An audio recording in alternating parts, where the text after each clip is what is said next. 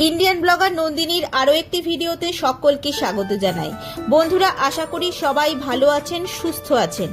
মা ষষ্ঠী দেবীর অশেষ কৃপা পেতে কমেন্ট বক্সে অবশ্যই লিখুন জয় মা ষষ্ঠী দেবীর জয়। আজকের পর্বের বিষয় হলো 2024 সালে জামাই ষষ্ঠীর পূর্ণাঙ্গ সময়সূচি পঞ্জিকা অনুযায়ী।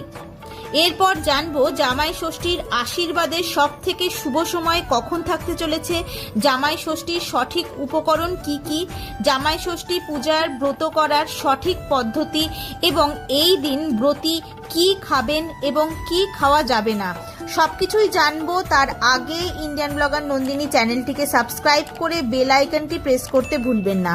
লাইক, কমেন্ট এবং শেয়ার করে দেবেন।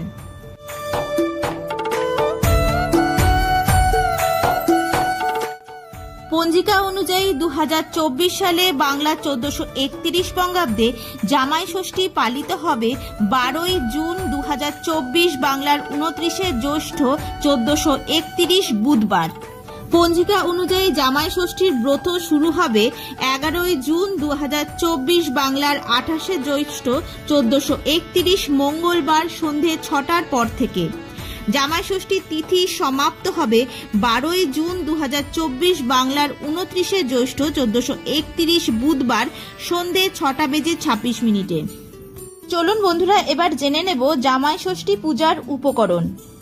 ষষ্ঠী পূজার উপকরণ হলো আম পাতা, তালপাতার পাখা, ধান, দূর্বা, 5 থেকে 9 রকমের ফল, ফুল এবং বেলপাতা, সাদা সুতো ও হলুদ। এবার জানবো জামাই ষষ্ঠী পূজার দিন জামাইকে আশীর্বাদ করার সব থেকে শুভ সময় কখন থাকতে চলেছে। 2024 সালে বাংলা 1431 বঙ্গাব্দে জামাই ষষ্ঠীর দিন জামাইকে আশীর্বাদ করার সব থেকে শুভ সময় থাকতে চলেছে 12ই জুন 2024, বাংলার 29শে জ্যৈষ্ঠ 1431 সকাল 7:18 পর থেকে সকাল 11:16 মধ্যে, আবার 1:50 পর থেকে বিকেল 5:32 মধ্যে জামাই ষষ্ঠীর আশীর্বাদের শুভ সময় থাকতে চলেছে।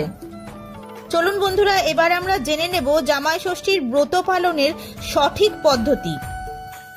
ষষ্ঠী পুজোর দিনে শাশুড়িরা ভোরবেলায় স্নান করে শুদ্ধ বস্ত্র পরে পুজোর আয়োজন করেন, জল ভর্তি ঘটের ওপর আম্রপল্লব স্থাপন করেন, সঙ্গে রাখেন তালপাতার পাখা, 108টি দূর্বা একসঙ্গে বেঁধে রাখেন। এরপর করমচা সহ 5 থেকে 9 ধরনের ফল কেটে কাঁঠাল পাতার ওপর সাজিয়ে রাখতে হয়। হলুদে রাঙানো সুতো, ফুল, বেলপাতা দিয়ে গিট বেঁধে সাজানো হয়। এরপর মা ষষ্ঠীর পুজো করা হয়। জামাই এলে তাকে বসিয়ে হাতে সুতো বেঁধে দেয় শাশুড়িরা।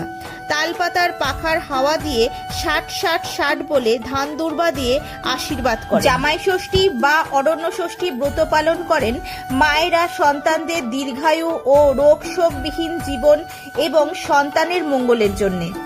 চলুন বন্ধুরা, এবার জেনে নেওয়া যাক জামাই ষষ্ঠীর ব্রত পালন করলে ব্রতী কি খেতে পারবেন এবং কি কি খেতে পারবেন না। অরণ্য ষষ্ঠী বা জামাই ষষ্ঠীর ব্রত পালন করলে মায়েরা ভাত, রুটি কিছুই খেতে পারবেন না।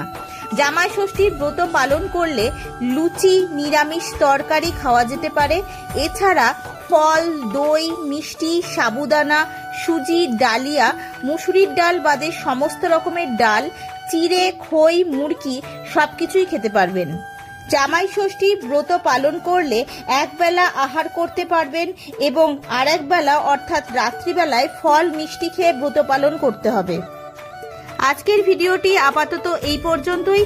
ভালো লাগলে অবশ্যই লাইক, কমেন্ট এবং শেয়ার করে দেবেন। সবাই খুব ভালো থাকবেন, সুস্থ থাকবেন। দেখা হচ্ছে আবার পরবর্তী ভিডিওতে।